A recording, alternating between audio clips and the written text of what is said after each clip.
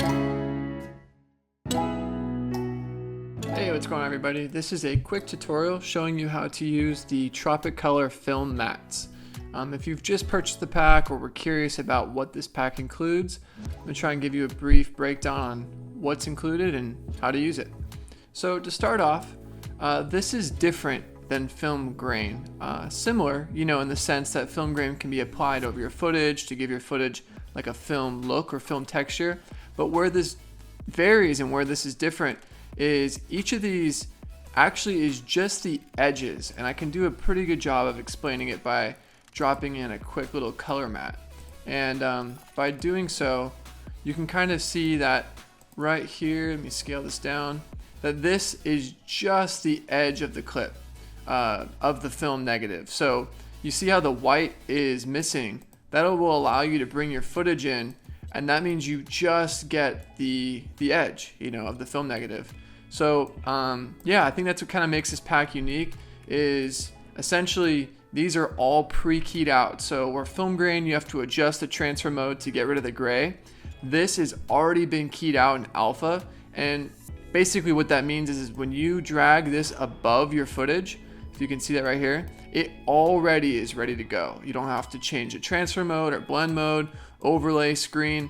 It is ready to go. So, here is a quick example on how you can take a shot like this, which is, just a shot right out of the camera.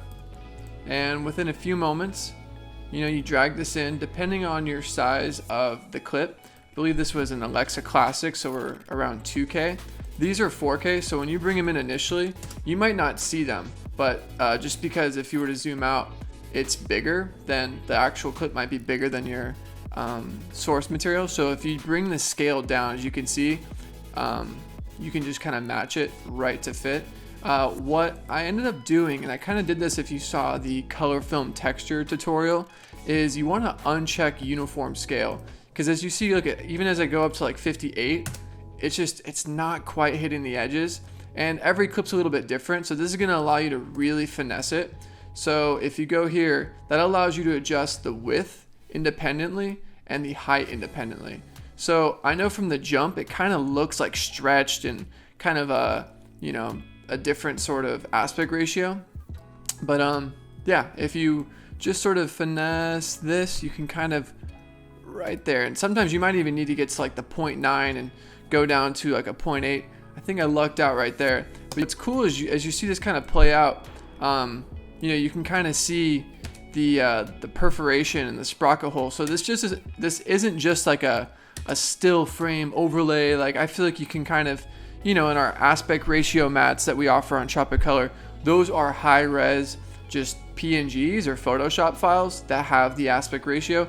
This is an actual scan, an actual QuickTime. So you can kind of see as I scrub through the footage, you're seeing the little Kodak kind of go up and the sprocket hole, and the same is for pretty much all of them. Our 16 is, if you scale that down, you can kind of see the same thing as you scrub through. I think it's just a really nice way if you're trying to just give your, footage just kind of a little extra look, and I'll just do this one last example with the 35 millimeter.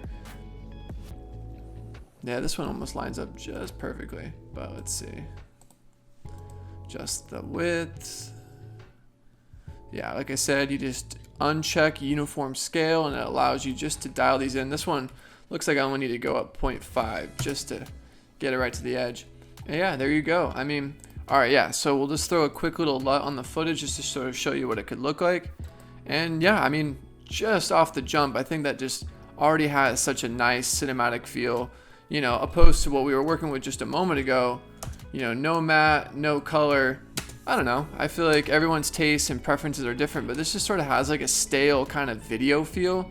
And I don't know. I mean, if you were to actually shoot on 35, like this is how you'd get your scans from the lab. Photochem would send you, they've got the rounded edges, and I don't know if you can see here because the screen's a little bit reduced, but if you bring this up, what's really cool about these mats is you can kind of see even just down to every single little detail. Like there's rougher edges.